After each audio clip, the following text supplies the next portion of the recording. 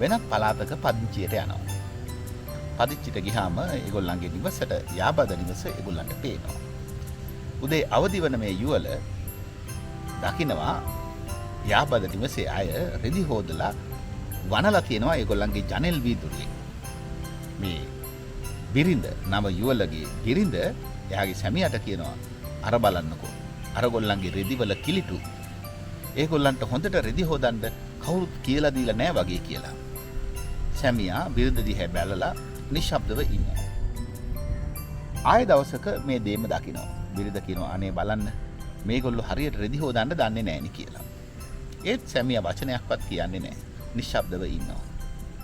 ඊට පසු දවසක උදේ අවදි වෙලා බලනකොට ජනේලෙ වීදුරුවෙන් පේනවා ඒගොල්ලන්ගේ රෙදි තාම ලස්සනට පිරිසිදුවට සෝදලා තියෙනවායි කියලා. බිරිඳ කියනවා බලන්න අරගොල්ලන්ට කවුරු හරි හොඳ සබම් වර්ගයක් දීලා තියෙනවා. එහෙම නැත්නම් රෙදි හොදන එක ගැන හොඳ පාඩමක් කියලා දීලා තියෙනවා.